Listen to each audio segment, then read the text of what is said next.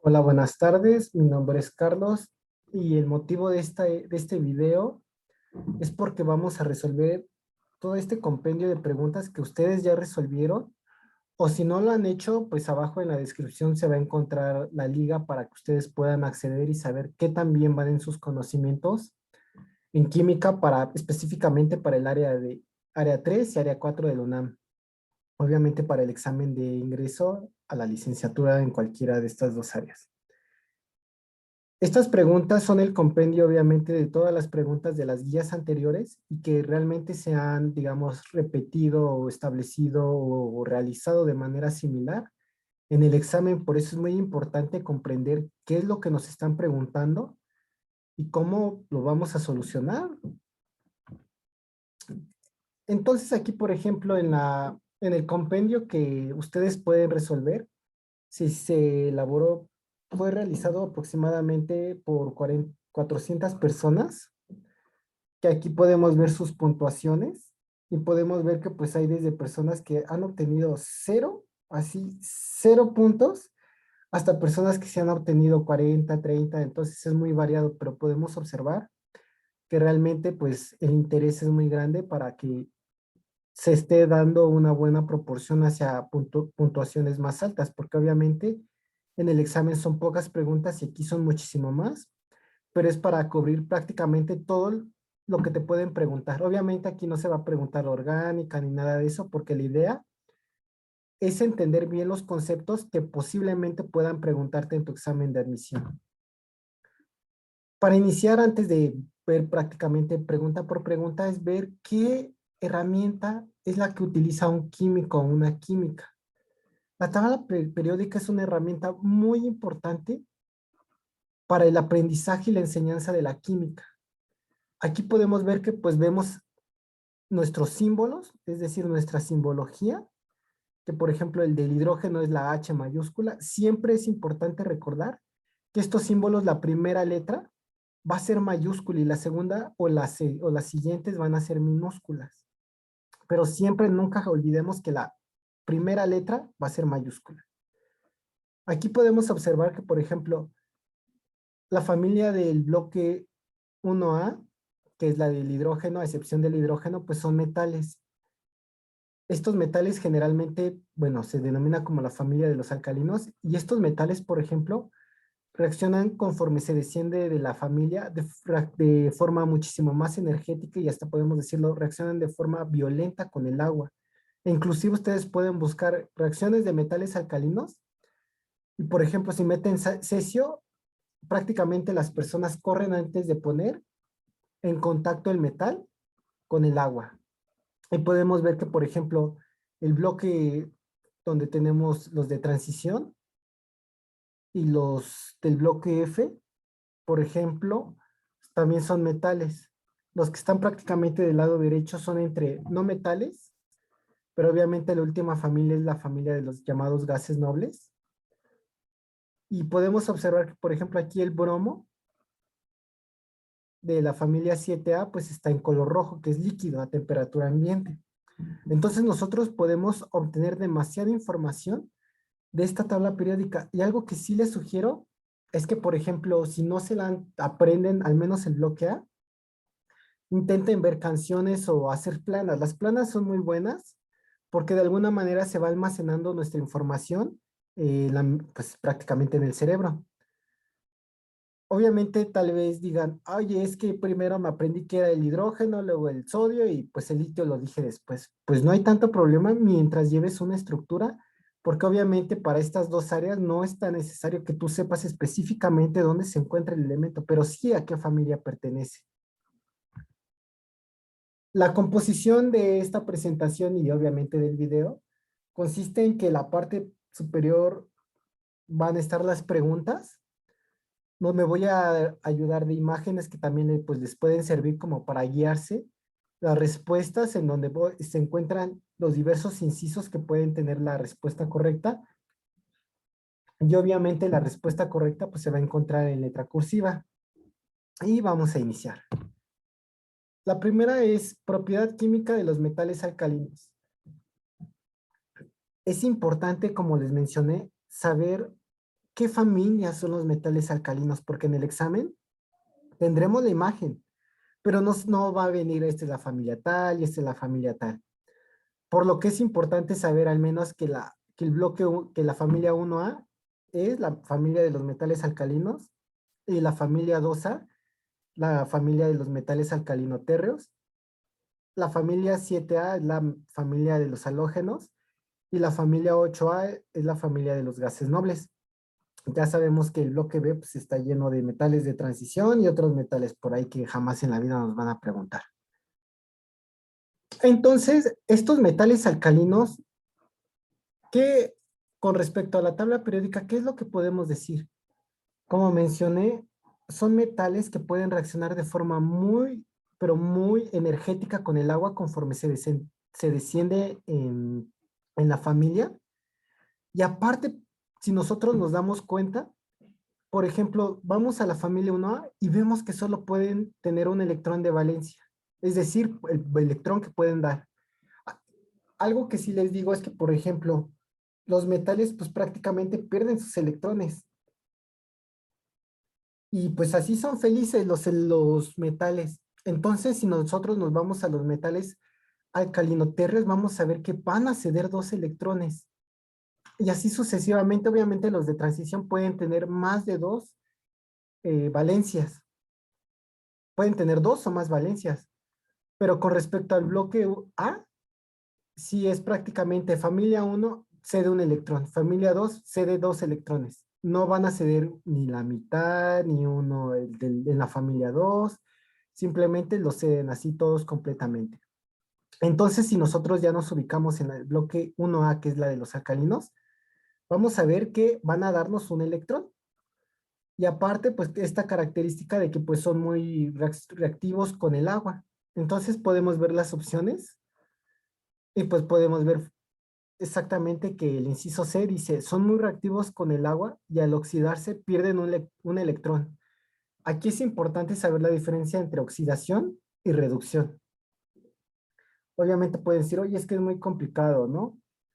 Pero pues prácticamente el mismo enunciado nos dice la respuesta de que oxidarse es perder.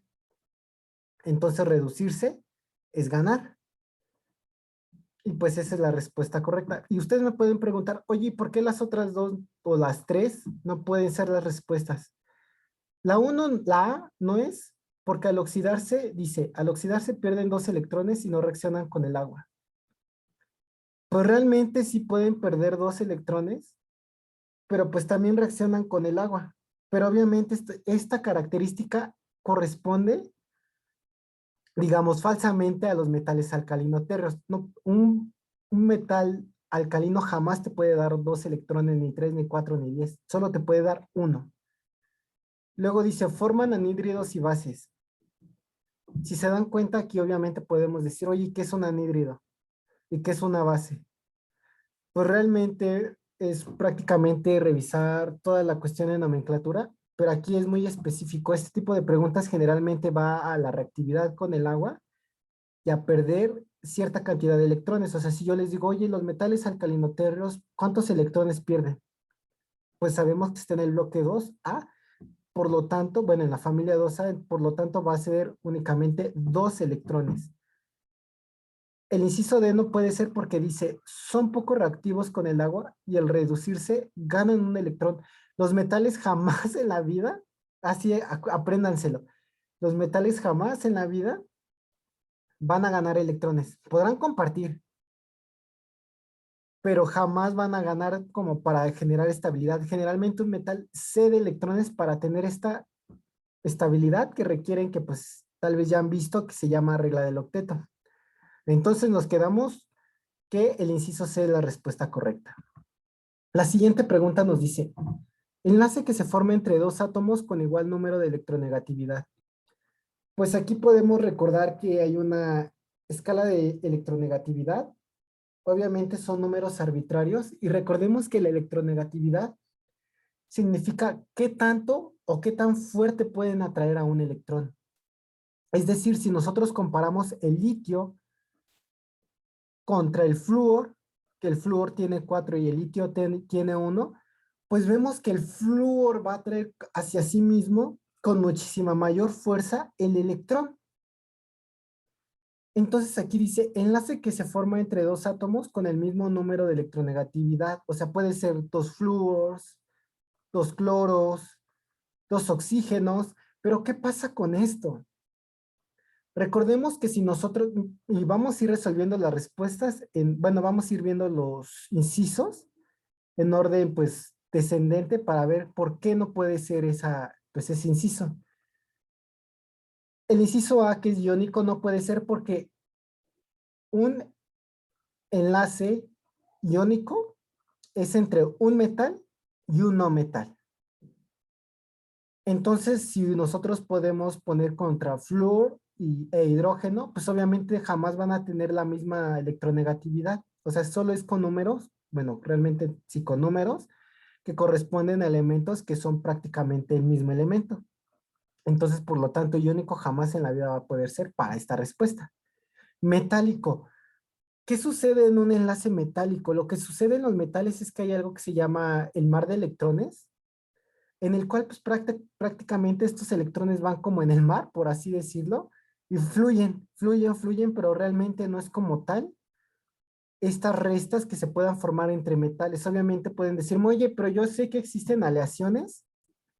¿Y qué sucede ahí? Pues justamente se da esto que es el mar de electrones, que se están prácticamente allí los electrones como si fuera un mar, pero hay estabilidad, pero realmente no se utiliza esto de que pues tengan una especie de regla con respecto a la electronegatividad, digamos, para los metales es un caso especial que pues obviamente no aplica en esta pregunta.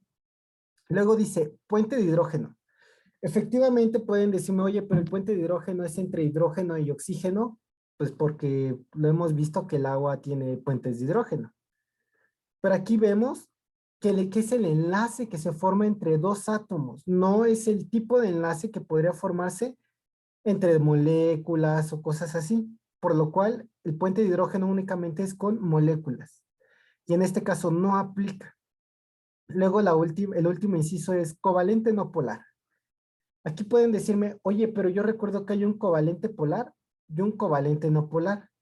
El covalente polar es entre obviamente no metales, por ejemplo, hidrógeno y carbono, y obviamente va a dar un número mayor al cero, porque obviamente va a haber una ligera polaridad. Podemos ver que entre el hidrógeno y el oxígeno es muchísimo mayor y va a tener algo que se le va a denominar cargas parciales, porque obviamente uno va a ser entre comillas más negativo y el otro un poquito más positivo, pero como la pregunta nos dice entre dos átomos con el mismo número de electronegatividad, que nos va a dar cero, entonces, entonces esto va a ser no polar, siempre. O inclusive hay autores que le dicen enlace covalente puro.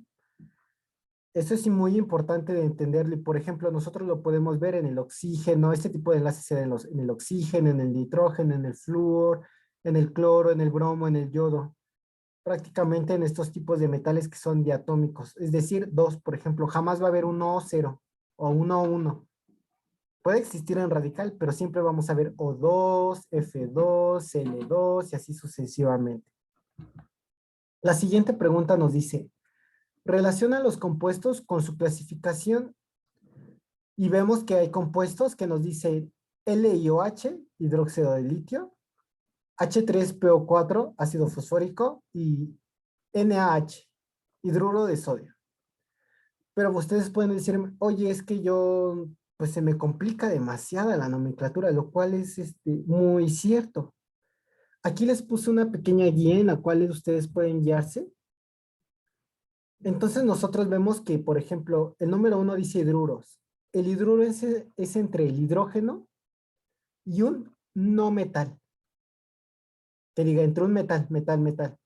Hidrógeno y metal, un hidruro. Hidrógeno y metal. Siempre va a ir el metal y después el hidrógeno. Acordémoslo.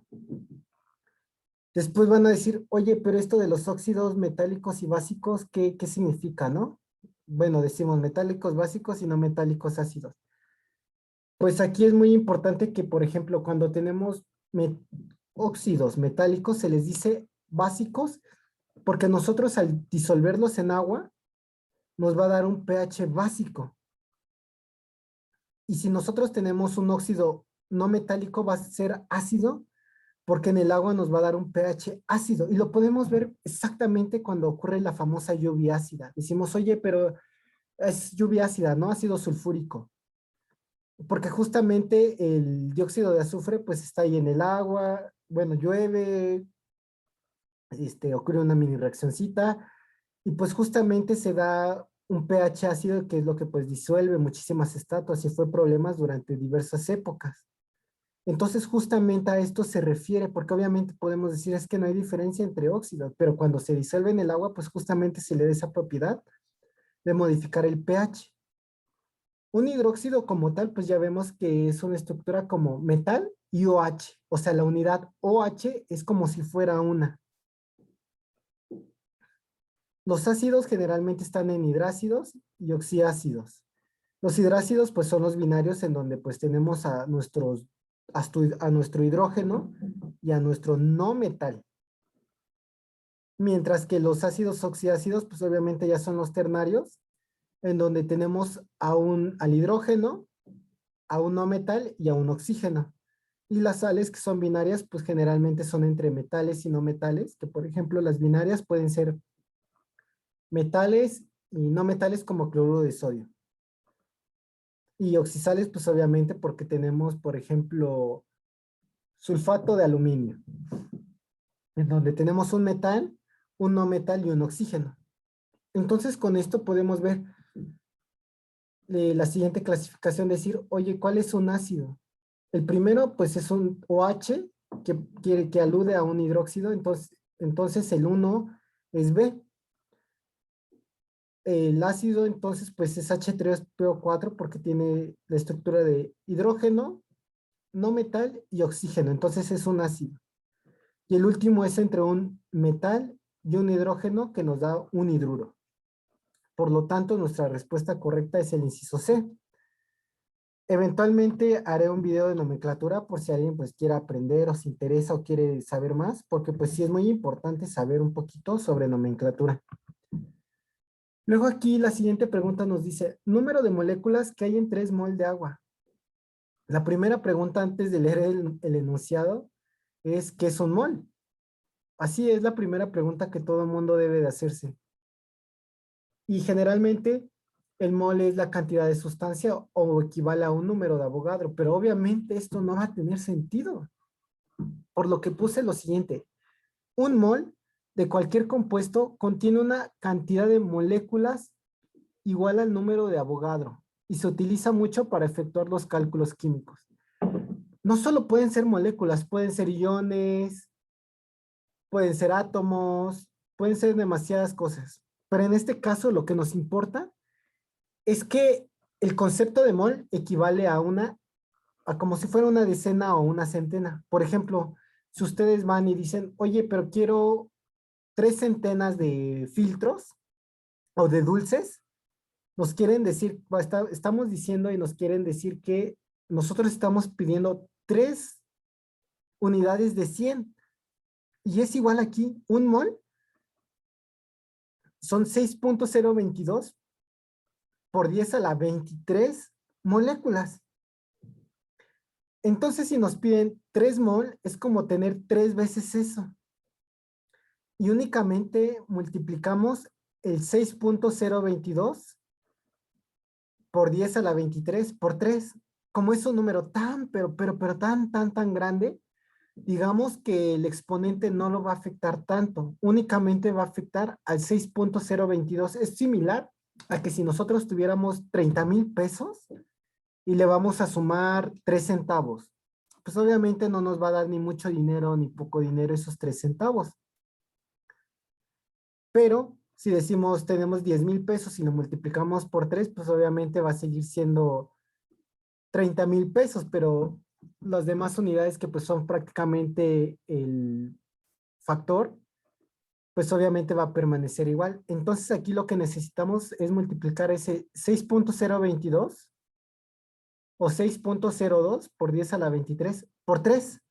Entonces, pues fácilmente podemos poner nuestra multiplicación que 3 por 2 nos da 6, luego 3 por 2, 6, 3 por 0, 0, y 6 por 3 nos da 18. Entonces es el inciso C de 18.066 por 10 a la 23. No importa si no saben que es 6.022, con que se aprendan el 6.02 es suficiente, porque obviamente los demás resultados o las demás posibilidades que pueden ser una respuesta correcta son números que están un poquito alejados. Entonces no hay tanto problema de que no se aprendan que es 6.022, pero sí acuérdense que es por 10 a la 23.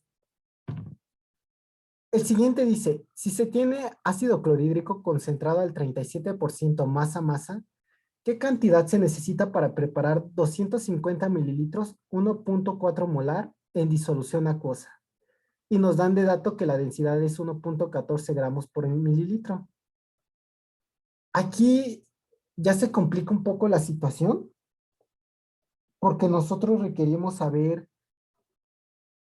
factores de conversión o reglas de tres, y estas reglas de tres pues pueden complicarse un poquito cuando ya son tantos datos.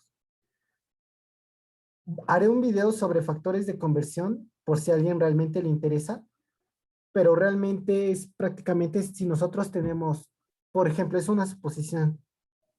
Una pulgada equivale a 2.54 centímetros. Entonces nosotros podemos poner pulgada arriba o pulgada abajo y obviamente su contraparte en centímetros arriba o abajo. Y aquí sucede lo mismo. Nosotros siempre tenemos que hacer la conversión a las unidades que estamos utilizando. No podemos sumar mililitros con litros. Tenemos que convertir esos mililitros a litros o esos litros a mililitros para hacer una suma. Entonces aquí podemos ver los datos de 250 mililitros. Nosotros los vamos a pasar a litros. ¿Por qué? Porque 1.4 molar nos dice que es 1.4 mol en un litro. Entonces, para que se eliminen estas unidades, o nos den uno, mejor dicho, pues prácticamente, pues ya vemos que en molaridad, pues está en el denominador litros. Obviamente está implícito el litros entre la M mayúscula, y ya nos queda mol, y desaparecen litros.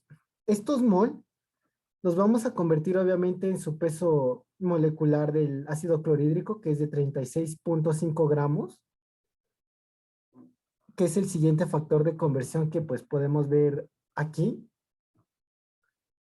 Entonces, nosotros pues ya fácilmente decimos, ya lo pusimos para que se eliminen los mol con mol y nos quede gramos de ácido clorhídrico.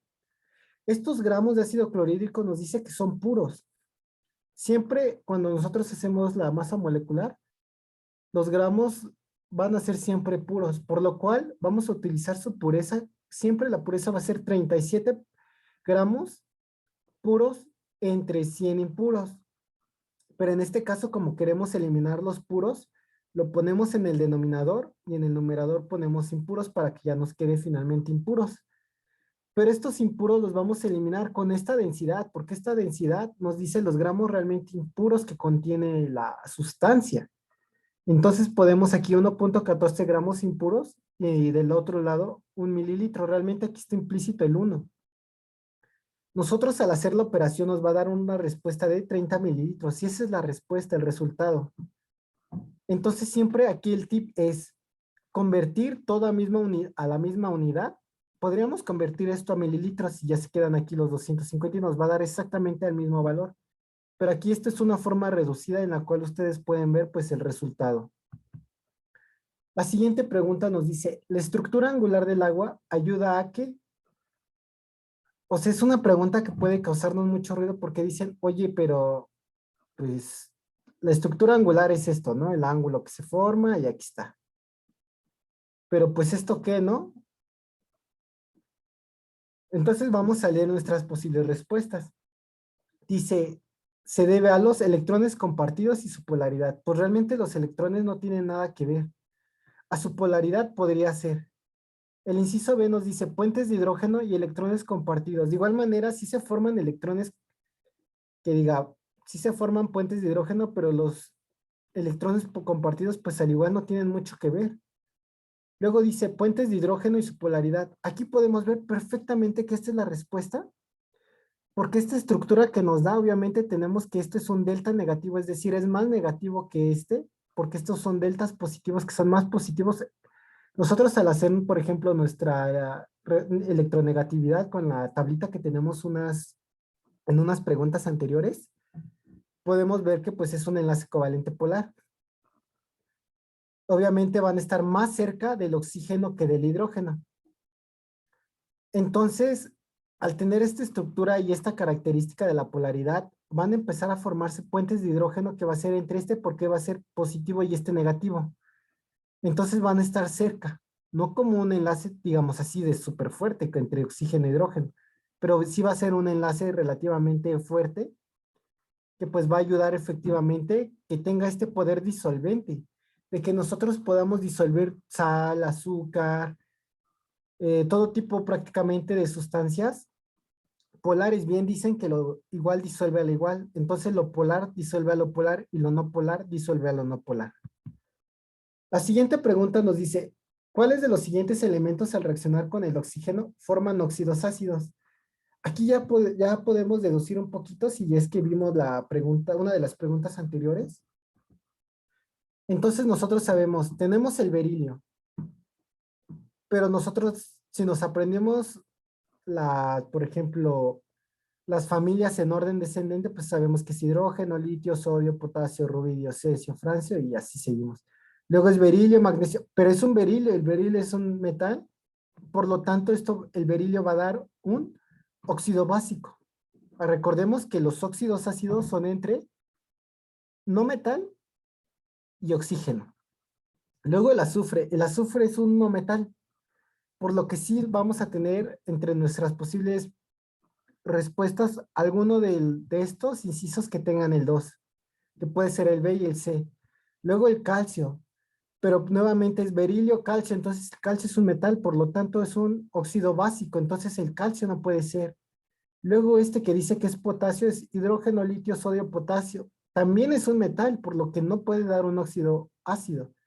Pero el fósforo, pues sabemos que está por acá, y por lo tanto sí nos puede dar un óxido ácido. Recordemos que los óxidos ácidos nuevamente es entre un no metal y un oxígeno. Por lo tanto, nuestra respuesta correcta es el inciso C, que obviamente abarca el azufre y el fósforo. Luego dice, nutrimento que se encuentra en varios alimentos cuya función es antioxidante y su exceso ocasiona sangrados. Este tipo de preguntas, obviamente, pues si no lo sabemos, obviamente, pues no lo vamos a saber. ¿Por qué? Porque nosotros requerimos saber qué de estas posibilidades, qué es cada uno de ellos. Si nosotros buscamos qué es una vitamina E, vamos a ver qué es un antioxidante y obviamente pues ya tenemos la respuesta. Pero obviamente ya al ver los excesos y a investigar podemos ver que su exceso ocasiona sangrados. El calciferol es realmente la vitamina D, pero pues es otro nombre que puede tomar. Esta vitamina, digamos compuesta por otras vitaminas, es producida por la piel del ser humano y de otros animales a partir de la acción de los rayos de luz solar. O sea, es la famosa vitamina que nosotros requerimos y necesitamos por ello la luz solar y salir un poquito. La tirosina es uno de los 20 aminoácidos que forman las proteínas y de igual manera el triptófano es un aminoácido esencial en la nutrición humana, por lo que la única respuesta pues va a ser la vitamina E. La siguiente pregunta nos dice, las reacciones de combustión son, hay espacio, porque hay otro espacio, energía calorífica a sus alrededores. Siempre que vayan a tener algo que diga combustión, implica el equivalente a una fogata, siempre, siempre, siempre, siempre. Es decir, va a haber algo que va a actuar como materia para que pues, se queme, o sea, algo que se va a quemar. Nosotros requerimos algo que es el oxígeno y van a emitirse pues los productos de la reacción, pero entre eso que se emite, vamos a tener el calor, o sea, lo que nosotros percibimos como el calor, pero realmente es liberación de energía. Entonces, pues podemos ver, las reacciones de combustión son exotérmicas. Estas palabras sí las deben de diferenciar y podrían decir exo hacia afuera o ento dentro. O sea, si nosotros vemos la palabra endotérmicas es dentro de, o sea, realmente nosotros necesitamos la energía de, o sea, suministrarlo. Pero si dice exotérmicas, quiere decir que nos están dando o está expulsando calor. Entonces las reacciones de combustión son exotérmicas porque liberan energía calorífica a sus alrededores. O sea, nos están dando este calor que nosotros percibimos, por ejemplo, en una fogata, en la estufa, en todo este tipo de reacciones que pues obviamente hay implícito fueguito, oxígeno y materia, que es la que se está quemando. Luego dice, la fórmula de clorato de potasio es, pues nuevamente nos vemos a la dificultad de nomenclatura. Vemos que la nomenclatura es bien importante y bien compleja, cuando nosotros tal vez no tenemos mucha idea y pues nos vemos como así de, oye, ¿aquí qué pasa? Para empezar, nosotros debemos decir clorato, o sea, el clorato es del cloro, y el cloro se encuentra en la familia 7A, en la familia de los halógenos. Y como está en la 7, puede compartir números, digamos, bueno, electrones, sus electrones de valencia pueden ser a partir del 7, y así los va a ir quitando de menos 2 menos 2 menos 2 menos 2. Es decir, si tenemos 7 y le quitamos 2, puede compartir 5. Y si le quitamos otros 2, puede compartir 3. Y si le quitamos otros 2, puede compartir 1. Entonces esas van a ser las valencias del potasio, del clorato más bien. Y recordando es que siempre la estructura va a ser hipo, la palabra del no metal, hito de potasio, bueno, hito de y el metal, en caso de que se trabaje con una valencia de 1. Pero si trabaja con una valencia de 3, pues vamos a tener la raíz del no metal, hito, de y el nombre del metal. Entonces aquí pues ya vemos que, por ejemplo, hay que recordar, decimos clorato, clorato, clorato. Entonces si el hipohito no puede ser. El hito pues tampoco, el ato. Entonces el ato es un 5.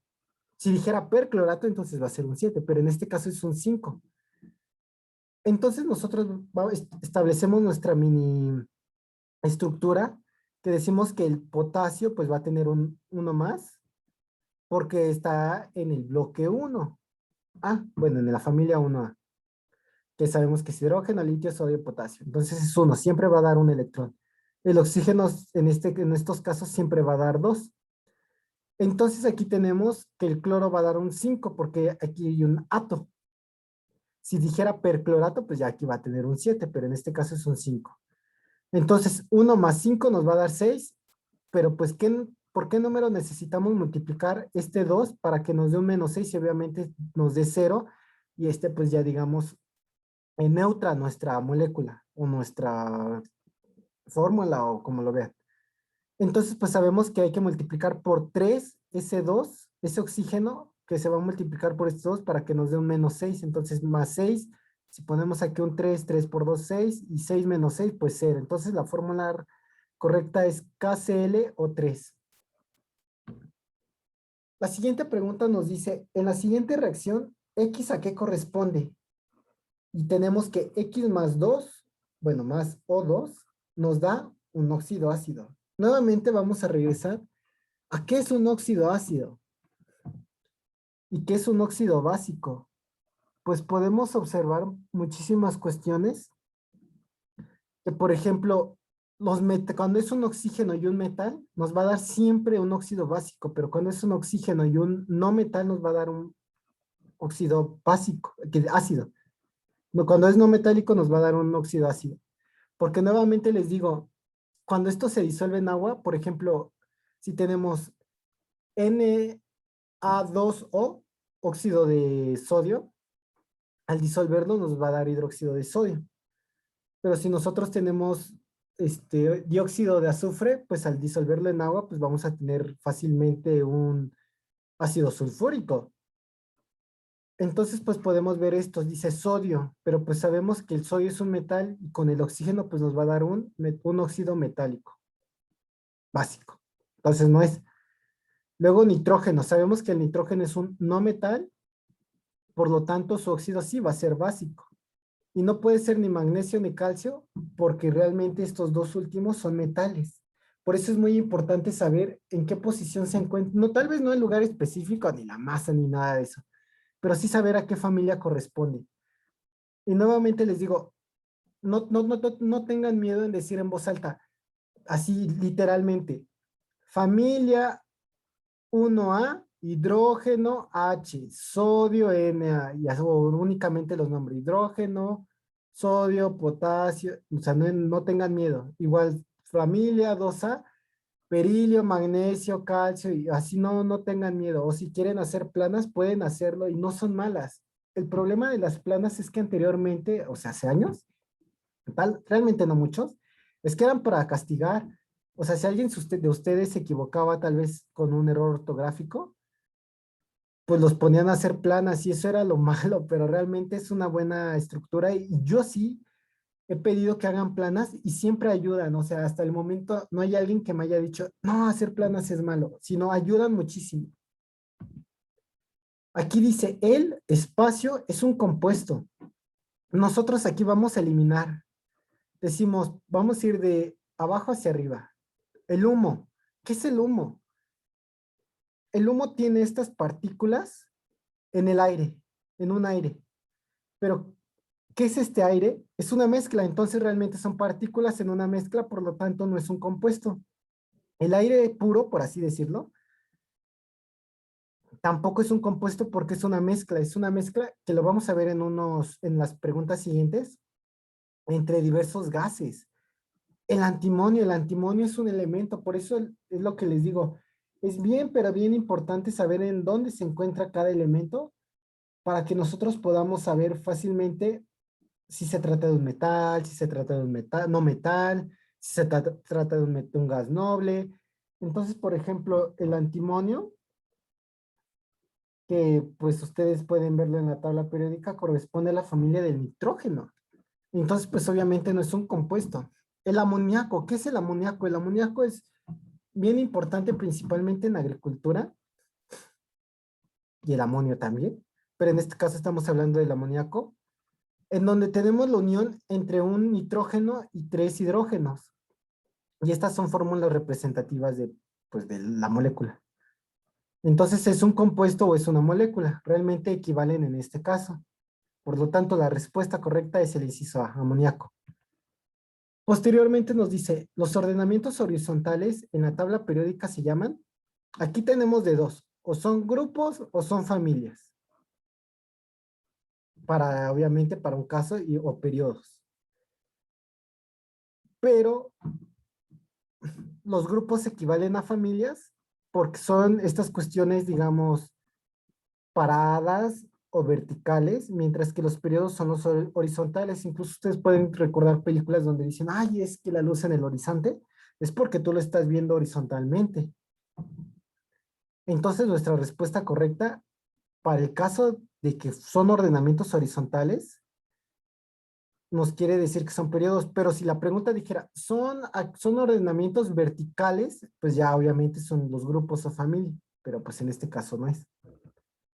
Lo siguiente dice, las fórmulas del monóxido de carbono, hidróxido de magnesio y el sulfato de aluminio respectivamente son, aquí ya tenemos muchísimos problemas si nuevamente la nomenclatura no es lo nuestro. Para empezar, tenemos la fortuna de que el primero dice monóxido de carbono, es decir, un óxido mono, recordemos, mono, uno. Di o bi como dióxido o bióxido de carbono quiere decir dos, trióxido, de trióxido y así sucesivamente, pues nos quiere decir el número que va a estar en el oxígeno. Entonces, mono de uno va a ser un oxígeno y un carboncito. Entonces, va a ser entre el B y el D. Luego dice hidróxido de magnesio. Sabemos que va a ser un hidróxido, es decir, un OH. Y pues aquí no hay tanto problema. ¿Por qué? Porque realmente podemos decir, a ver, magnesio, ¿dónde se encuentra el magnesio? Repetimos la familia 1A, pues no. La 2 es berilio, magnesio. Ah, entonces sí es magnesio. Entonces es un 2 y el 2 se pone aquí afuera porque es la unidad. O sea, el OH es una unidad. No es como uno solo. Es como uno solo, pero no es como que el oxígeno sea uno aparte y el hidrógeno otra parte, sino es el OH es la unidad. Es como si fuera uno solito. Ya el siguiente problema es el sulfato de aluminio, que es entre este y este. Aquí les puse de una manera muy simple la forma en la cual pues obviamente necesitemos que aquí su carga, bueno, su estado de oxidación pues prácticamente la va a pasar como subíndice. Y de igual manera, para el caso de esta unidad, que es en este caso el sulfato, lo va a pasar como subíndice para el metal. Entonces nosotros sabemos que el aluminio está, decimos, ay, pero es que el aluminio en dónde se encuentra, ¿no? Porque pues puede ser difícil, son demasiados. Entonces ya repetimos la familia 1A no la encontramos, en la familia 2A tampoco lo encontramos, en la 3 boro, aluminio, entonces está en la 3. Entonces este Al3 va a pasar aquí abajo, entonces pues vemos, mira, aquí está el 3. Y como es el sulfato, es una unidad de 2 menos o menos 2, pues obviamente va aquí a haber un 2, entonces pues ya prácticamente es el inciso D. La siguiente pregunta nos dice, al enlace que une las moléculas de agua se le denomina, aquí esto es una pregunta pero bien tramposa, porque ustedes pueden decir, pues es covalente, pero dice a las moléculas, o sea, esta molécula con esta molécula, con esta molécula y con muchísimas más moléculas, por lo cual ese enlace que forman las moléculas es el puente de hidrógeno. Si dijera, el enlace que une a los átomos que conforman la molécula del agua, pues ahí ya es el átomo de oxígeno, el átomo de hidrógeno, y por lo tanto ahí sí podría ser covalente. Pero en este caso, dice a las moléculas. Esto es una molécula que se une con esta por este puentecito de hidrógeno. Estos que podemos ver. Y justamente es una pregunta bien, pero bien tramposa. Hay que tener mucho cuidado con esto, porque aquí dice a las moléculas, o sea, a las unidades ya conformadas. No lo olviden. Luego dice, una disolución cuyo pH es de 2 es una sustancia, problemas. Si nosotros nos vamos a libros muy especializados, nos van a decir que el potencial de hidrógeno y bla, bla, bla. O sea, cosa bien abstracta. Nosotros podemos definir el pH como un coeficiente, o sea, un número, que indica el grado de acidez o basicidad, es decir, la alcalinidad, porque hay quienes también lo dicen como alcalino, de una solución o disolución acuosa. Es decir, tenemos numeritos que van a ir del 0 al 14. Entonces, si está entre el 0 y el 6.9999999, va a ser ácido. Si está del 7, va a ser neutro. Si va a ser 7.00001, al 14 va a ser alcalino. Y aquí tenemos ejemplos para si alguien quiere decir, obviamente la sangre no tiene un pH 8 exacto, sino está entre estos dos, pero pues ahí son otras cuestiones que pues, podemos hablar en otro video. Entonces podemos decir, si el pH es de 2, entonces es una sustancia ácida. Pero también la pregunta podría decir, si el pH tiene un número de 13, ¿es ácido o básico o alcalino? Pues en ese caso, pues vendría siendo básico o alcalino. Pero en este caso no aplica. Algo que sí les pido es que siempre recuerden que el cero o lo ácido se le da esta connotación de rojo. Y a lo básico o alcalino se le da esta connotación de violeta, morado, como azulito, porque también preguntas de esto se pueden desprender y justamente las vamos a ver en unos momentos. Entonces es bien importante que apliquemos todas nuestras características de visuales y de todo para resolver este tipo de ejercicios. Entonces en este caso nuestra respuesta fácilmente podemos decir que es un pH ácido. Lo siguiente dice, la combustión es una reacción de pregunta. ¿Qué es una reacción de combustión? Combustión dijimos que la asociamos a las fogatitas, a la estufa, porque se requiere algo que se va a quemar, un oxígeno, y obviamente se va a desprender. Este delta H también es importante porque nos quiere decir que se está liberando energía, que nosotros, los seres humanos y muchísimos animalitos, incluso el gato, el perro, cualquiera, lo siente como en forma de calor. Aquí podemos ver que es X y Y porque pueden tener muchísimos carbones y hidrógenos, pues que pueden variar. Pero aquí ustedes pueden decir, oye, ¿por qué? ¿Por cómo yo puedo saber cuál de estas es? Aquí quiere decir que, por ejemplo, cuando se oxida es porque aquí lo vamos a ver en combustión, únicamente en combustión, cuando gana oxígenos. Entonces, si esto es nuestra materia que se va a quemar, va a ganar oxígenos, entonces va a ser una reacción de oxidación, porque va a ganar oxígenos. Obviamente usted me puede decir, oye, pero es que hay que saber si es reducción, oxidación, que ganó electrones, perdió electrones. Y sí lo podemos hacer, pero aquí, para este tipo de preguntas es únicamente ir, ok, algo se quemó, ganó oxígenos, por lo tanto se oxidó. Y punto.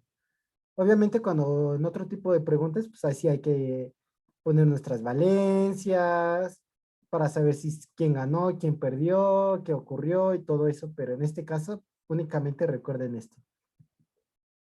La siguiente es, una proteína está formada por, aquí tenemos a nuestra proteína que generalmente son unas cadenas complejas que están conformadas por péptidos cuando son chiquitas. O sea, si nosotros tenemos 30 aminoácidos o menos, se le llama péptidos. Pero si tienen muchísimo más, ya es proteína. Pero esto que podríamos decir como un péptido, pues está conformado y a la vez las proteínas de aminoácidos. Entonces, una proteína está formada de aminoácidos. Son como sus uniones, como los legos. Estas figuritas, pues decimos, oye, pero está bien padre, bien bonito, pero pues obviamente son como estos cubitos, cuadritos, que conforman la figura en total. Las enzimas no pueden ser, porque las enzimas, digamos, de alguna manera aceleran o son como las llavecitas para que ocurran ciertas reacciones. El polímero de carbohidratos, pues prácticamente son los azúcares, pero pues no pueden ser porque pues obviamente este es otro concepto. Y triglicéridos, pues los vamos a ver también en un momento, pero pues no pueden ser porque aquí hablamos de proteínas y las proteínas están formadas por aminoácidos. La siguiente pregunta nos dice, para la formación de un mol de los siguientes gases a partir de sus elementos, ¿cuál reacción es la más exotérmica? Aquí recordemos esto. Exotérmico, pues es hacia afuera. O sea, emite este calorcito. Endotérmico, dentro de, o sea, el calor va a entrar como para suministrar y que ocurra la reacción. Aquí lo importante que requieren aprender es que, bueno, por ejemplo, aquí en esta gráfica, pues vimos que el delta H es positivo porque pues está liberando o absorbiendo. Ustedes pueden preguntarse, oye, ¿qué sucede, no? Realmente aquí está liberando o está absorbiendo. Recordemos que el delta H es la energía de productos menos reactivos. Entonces, realmente lo que ocurre aquí es que nosotros al liberar, nuestra energía es negativa porque es como si partiéramos de los reactivos.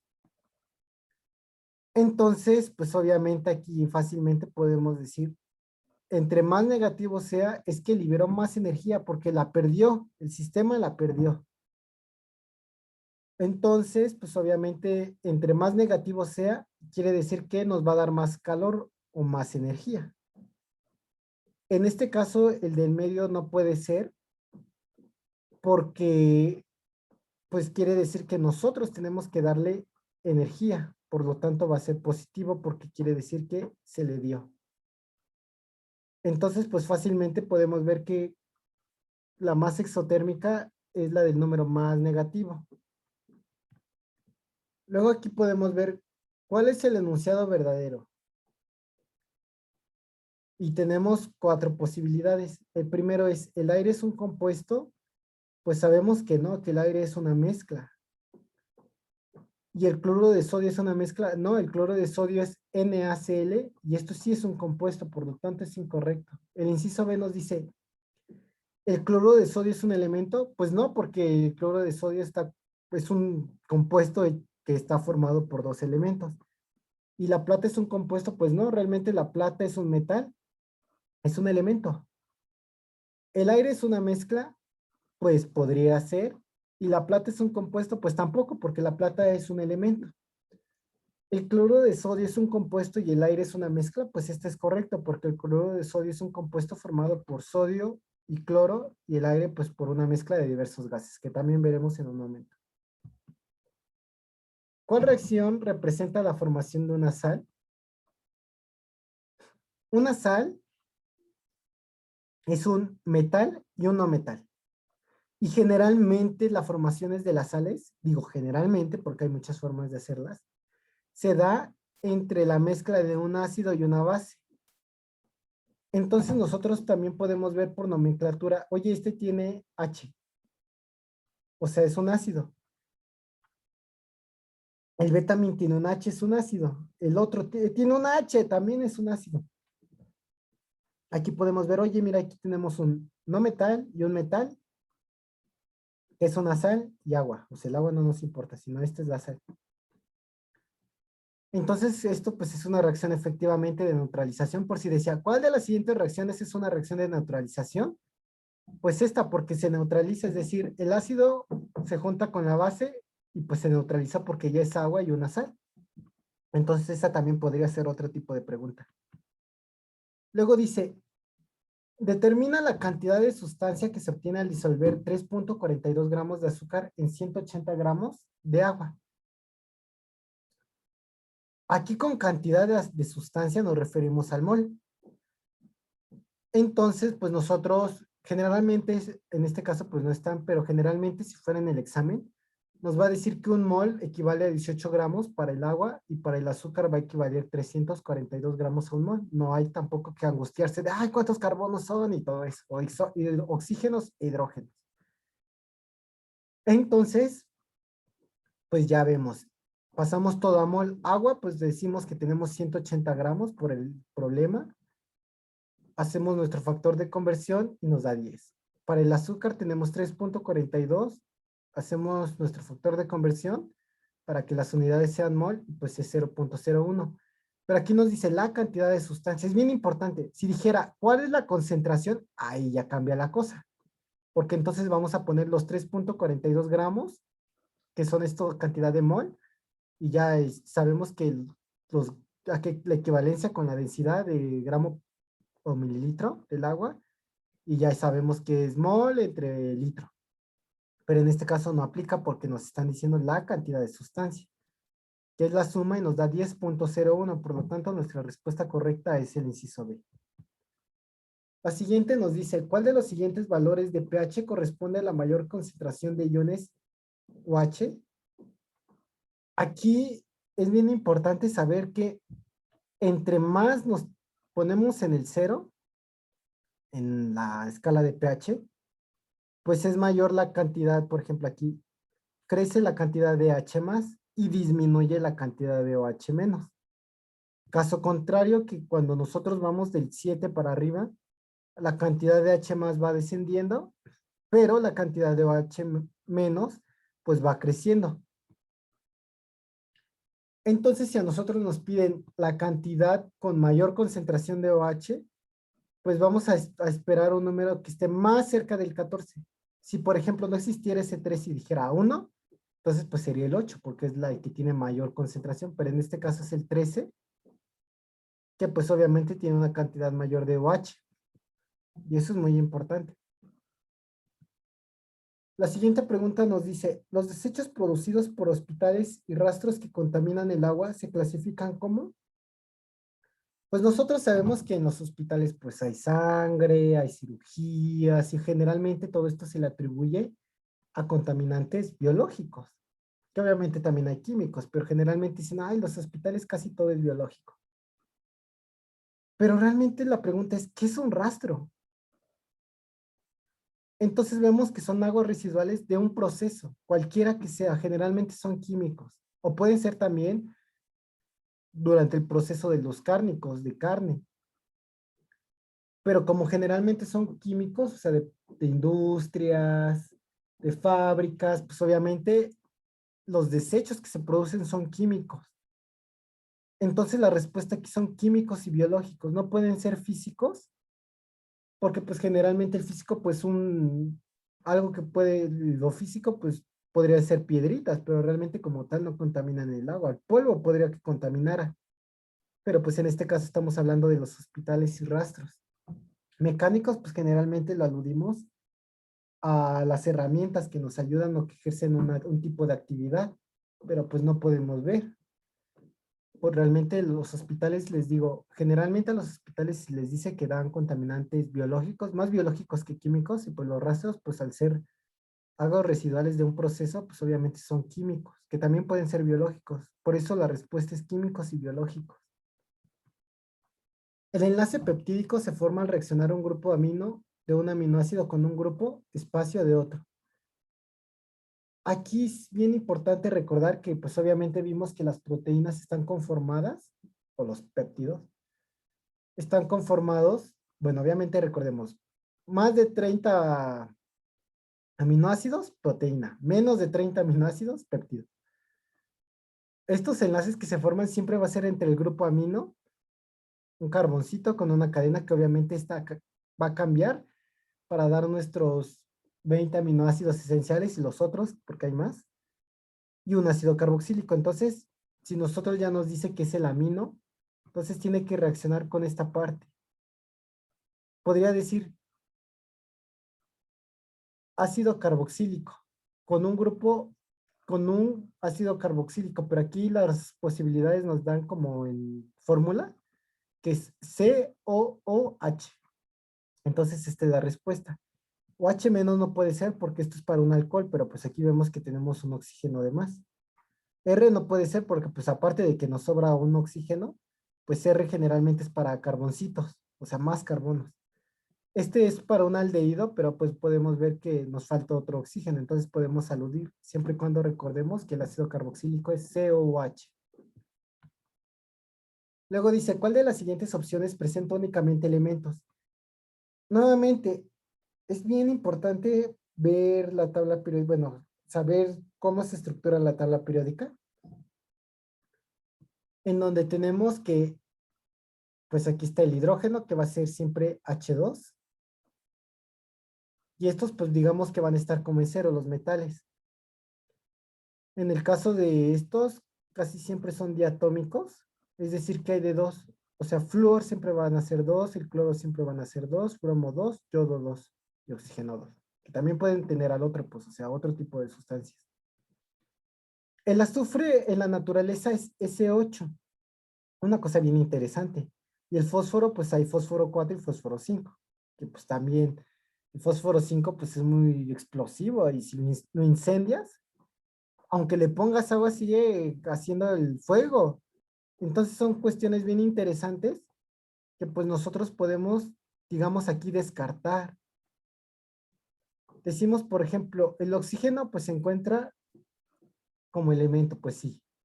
El helio pues también, pero este es monóxido de carbono, por lo tanto no es porque ya es un compuesto, no un elemento. Aquí tenemos dióxido de azufre, por lo tanto no puede ser, y nuevamente aquí tenemos nuestro monóxido de carbono. Entonces nuestra única posibilidad es el sodio, el cloro y el fósforo. Eso es bien importante. La siguiente pregunta nos dice, ¿es una mezcla homogénea? ¿Se cumple qué? Aquí recordemos que una mezcla heterogénea es cuando tiene dos o más componentes que tú puedes visualizarlos. O puedes saber más o menos que pues ahí hay una mezcla rara. Pero cuando tú mezclas, por ejemplo, dos o más componentes y parecen todos constituir de una misma sustancia, ya es una mezcla homogénea. La primera, pues dice, contiene una sola sustancia. No puede ser esto porque necesitamos dos o más sustancias o componentes. Luego dice, requiere un proceso químico para separar sus componentes. Pues tampoco puede ser porque recordemos que hay métodos de separación físico como es la destilación. Si nosotros tenemos acetona y agua, es un proceso físico y nosotros lo separamos porque es pues, prácticamente una mezcla homogénea. El siguiente nos dice, a simple vista parece consistir de una sola sustancia, entonces es correcta. Lo último dice, ¿se puede separar por filtración? Pues no puede ser porque las heterogéneas sí se pueden separar por filtración, pero nunca una homogénea. Luego dice, ¿cuál de las siguientes sustancias es un ácido? Recordemos que hay ácidos binarios y ácidos ternarios. Los ácidos binarios pues es H y un no metal, y los ternarios es H, no metal y oxígeno. Pero aquí tenemos HCl, pues sabemos que es ácido clorhídrico y pues fácilmente. NaOH no puede ser porque aquí hay un metal. NaCl, pues hay un metal y aparte pues no hay hidrógeno. Y cloro gaseoso, pues tampoco puede ser porque la idea es de cuál es un ácido. O sea, la pregunta es del ácido, no cuál de ellos se encuentra en la naturaleza o cuál de ellos es un gas o cuál de ellos tiene un enlace covalente no polar, sino la pregunta es, ¿cuál es un ácido? Por lo tanto, es el inciso A. Luego aquí dice, entre los componentes contaminantes primarios del aire se encuentran los óxidos de. En caso de contaminación del aire, los contaminantes primarios son los que se emiten directamente, así directamente a la atmósfera, hacia la atmósfera directamente. Pero los contaminantes secundarios son aquellos que están en la atmósfera y reaccionan para dar otro tipo de compuestos. Y ya esos se les denominan como secundarios. Entonces el calcio y el plomo pues no pueden ser porque son metales y aparte nos están diciendo contaminantes del aire. Pudiera ser el caso en el que fueran del agua. El mercurio y el nitrógeno no pueden ser porque pues nuevamente sucede lo mismo con el mercurio. Estamos hablando realmente de los contaminantes primarios del aire. El nitrógeno y el fósforo pues de igual manera. Entonces aquí podemos ver que pues tenemos muchos con carboncito, también con azufre y con nitrógeno. O sea, si aquí dijera carbono y azufre también sería correcto porque se emiten directamente, recordémoslo, como la lluvia ácida y todo esto, y son emitidos directamente a la atmósfera. No lo olviden. Luego dice, el aire es un ejemplo de, aquí ya es como les había postergado lo del aire. El aire es una mezcla, que generalmente, esto es bien importante que se la aprendan. En su mayor composición tenemos al nitrógeno, le sigue el oxígeno y otros. Generalmente son gases nobles. Y aquí, por ejemplo, dice composición del aire natural, porque obviamente pues pueden haber cierta suspensión de polvos, lo que nosotros denominamos aerosoles, ozono, pero pues prácticamente esta es la composición que casi siempre es adecuada. Por ejemplo, este puede ser un 77 y este un 21 punto algo. Este puede ser un 78.1 y este puede ser un 20.9, pero pues es prácticamente esa proporción de 78, 21 y un 1%. Entonces el aire es un ejemplo de molécula, no puede ser porque vemos que pues sí hay moléculas, pero es realmente una mezcla, por lo que es una mezcla. Un compuesto no puede ser porque pues realmente es una composición muy compleja. Podría ser un compuesto del dióxido de carbono, pero no es algo que suceda como tal. Elemento, pues sabemos que hay argón, helio y eso, pero realmente aquí lo que sucede es que pues tenemos nuestros elementos, pero pues forman parte de nuestra mezcla, que es principalmente nitrógeno, oxígeno y otros. Luego dice, propiedad del agua, gracias a la cual un insecto puede caminar sobre ella. Esto es la tensión superficial. Y lo podemos ver, incluso hay videos bien bonitos en donde podemos ver a los insectos que pues prácticamente van sobre el agua. Digamos que esto es como una cama elástica que soportan el peso de un insecto pequeño. Y pues es bien interesante la tensión superficial. Entonces es esa propiedad del agua, de la tensión superficial. La densidad no puede ser porque pues realmente es qué tan pesado puede ser en ese caso. La polaridad pues en este caso no es porque podemos referirnos tal vez en que si se disolvió el cloro de sodio o el azúcar o cosas así. Formación de puentes de hidrógeno pues realmente actúan estas como moléculas, pero no realmente por los puentes, sino porque se forman estas interacciones entre las partículas del agua, que pues prácticamente son principalmente por las de la superficie. Por lo tanto, es la tensión superficial. Nuevamente dice, el aire que respiramos, el elemento gaseoso que se encuentra en mayor cantidad es, siempre, y recordémoslo, el nitrógeno es el que se encuentra en mayor cantidad. Aunque ustedes pueden decir, oye, pero es que los arbolitos nos dan oxígeno y es el que necesitamos. Aparte, como tip cultural, las algas marinas, bueno, las algas, son realmente quienes producen realmente la mayor cantidad de oxígeno en la atmósfera. De allí le siguen pues, los árboles. Entonces los árboles sí son necesarios, pero pues, realmente las algas son quienes producen la mayor cantidad de oxígeno. Pero en este caso, el elemento gaseoso que se encuentra en mayor cantidad, pues es el nitrógeno. La siguiente pregunta nos dice, con respecto a los cambios de energía en una reacción química, ¿cuál de los siguientes enunciados es verdadero? Y vemos los incisos. En una reacción endotérmica se desprende energía. Y ustedes recuerden, endo dentro, entonces no se desprende energía, sino él requiere energía. Entonces el primero está mal. Y aparte, hablamos de reacciones químicas. El C dice, en una reacción exotérmica se absorbe energía, pues de igual manera está mal, porque exotérmico es para afuera, o sea, se libera, se desprende. El D dice, en una reacción de combustión se absorbe calor, pues no. Recordemos, reacción de combustión generalmente lo asociamos a fogatas, donde se libera energía y pues realmente se emite, se desprende, no es que se esté absorbiendo.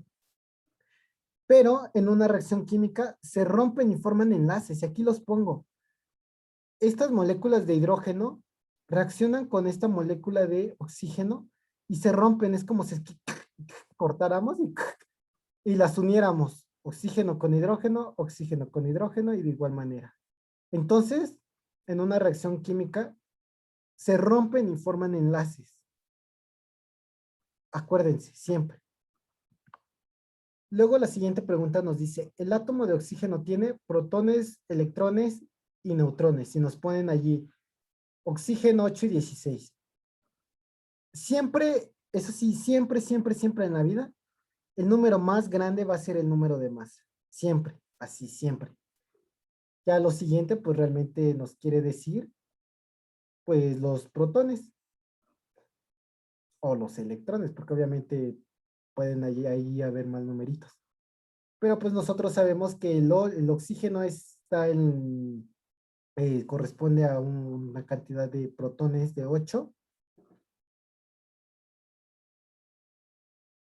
y pues realmente la pregunta es, ok, ya tenemos los protones, los electrones pues prácticamente son los mismos, porque si tuviéramos un 8, 2 menos, ahí ya cambia la cosa, porque serían los 8 que son del oxígeno más 2 electrones porque tienen 2 menos.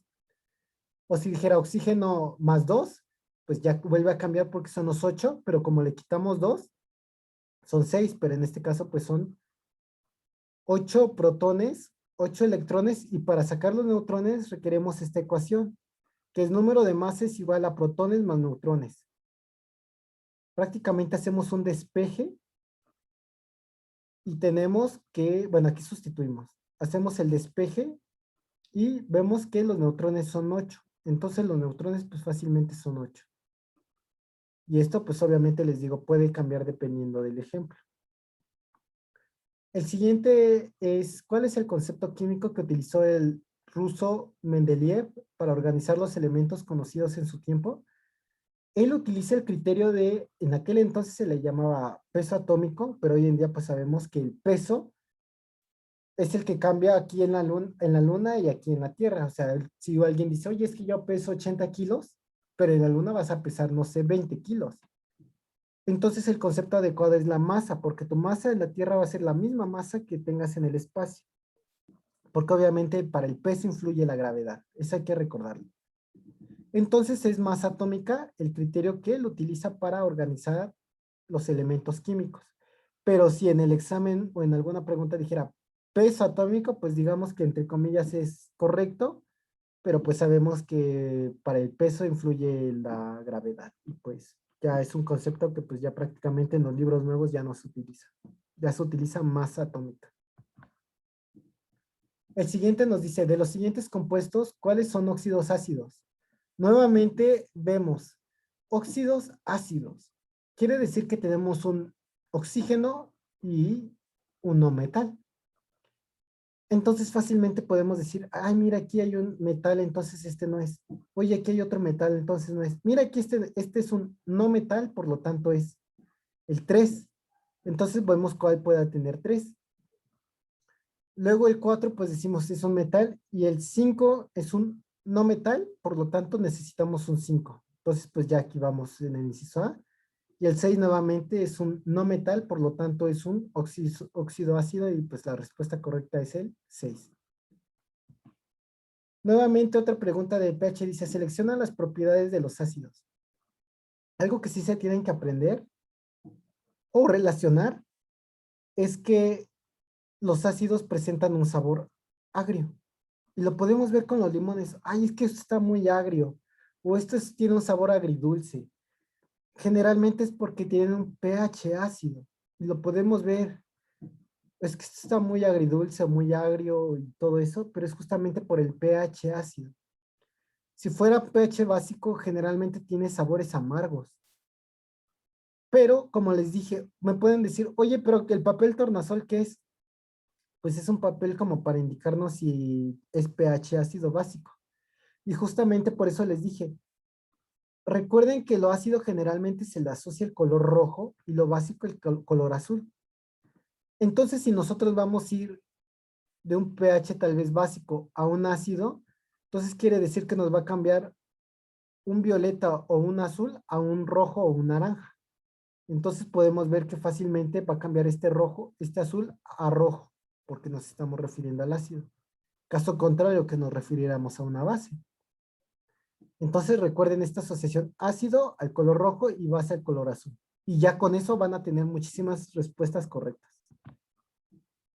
El siguiente dice, se coloca ácido clorhídrico en un recipiente. Al introducir los cables que cierran un circuito eléctrico para encender el foco, enciende intensamente. Si se sustituye el compuesto por un ácido que es orgánico, por si es que no sabemos el nombre del ácido, pues no hay que espantarnos. La luz del foco baja la intensidad. Con base a lo anterior, se puede decir que el espacio es un ácido espacio por lo que se ioniza completamente. Aquí si nos damos cuenta, nos están diciendo que se ioniza completamente. Los electrolitos son aquellas sustancias que conducen electricidad, pero pues me pueden decir, oye, pero es que hay ácidos fuertes y hay ácidos débiles.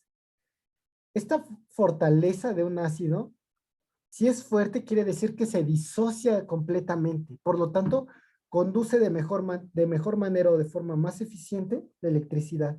Si decimos que es un ácido, bueno, un electrolito débil, quiere decir que no se disuelve completamente y obviamente su forma de conducir la electricidad pues disminuye en gran medida. Entonces, aquí podemos decir que el ácido clorhídrico es un ácido fuerte que se disoció y por lo tanto realmente pues se ionizó y iluminó el foco intensamente. Por lo tanto, es el inciso A, nuestra respuesta correcta. La última pregunta es, elige las características de los lípidos. Los lípidos, recordemos que son macromoléculas compuestas principalmente por átomos de carbono, hidrógeno y oxígeno, principalmente. Pero sirven muchísimo como fuente de energía y aquí podemos ver los famosos triglicéridos que dejamos. Estos triglicéridos, por ejemplo, cuando nosotros le cortamos esto que es glicerina, pues ya tenemos los famosos ácidos oleico, linoleico, linolénico, que pues realmente lo utilizamos en cocina. Y pues entre más enlaces de estos dobles tengan, pues muchísimo mejor para la salud. Entonces, con estas características, pues podemos ver, son sustancias hidrófobas. ¿Qué quiere decir hidrófobo? Que pues no le gusta el agua, le cae mal prácticamente, casi quiere golpear al agua. Entonces es correcto. Porque si nosotros mezclamos estos ácidos, que pues prácticamente lo podemos ver en nuestro espacio como aceite, si lo mezclamos con el agua, pues vemos que no se mezclan. Por lo tanto, es esta una posibilidad. Luego dice, insolubles en disolventes orgánicos. Si esto lo ponemos en un disolvente orgánico, recordemos, lo igual disuelve lo igual. Esto es orgánico por su gran cadena. Y por ello, pues puede disolverse en un disolvente orgánico de manera, pues, correcta. A comparación del agua, que pues es no polar y pues obviamente no es buen, no se disuelven bien en disolventes inorgánicos o el agua. Luego dice, constituyen una reserva de energía en el organismo, pues eso es bien importante porque realmente todo esto es energía. Obviamente el colesterol, pues ya son otras cosas, y hormonas y cosas así, pero pues son una fuente muy importante de energía. Entonces después dice, compuestos inorgánicos, pues no. Recordemos que siempre que hay carbonos y muchísimos carboncitos así, y así, y así, pues realmente no es inorgánico, sino es orgánico. Y pues ya con esto finalizamos la explicación de las preguntas. Realmente espero les sirva les funcione.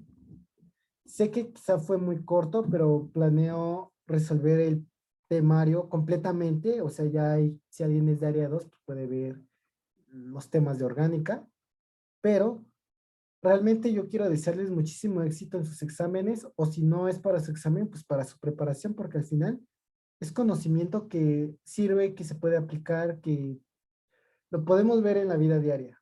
La química es bien complicada porque muchas veces no le vemos sentido y nos dicen apréndetelo y no sabemos para qué.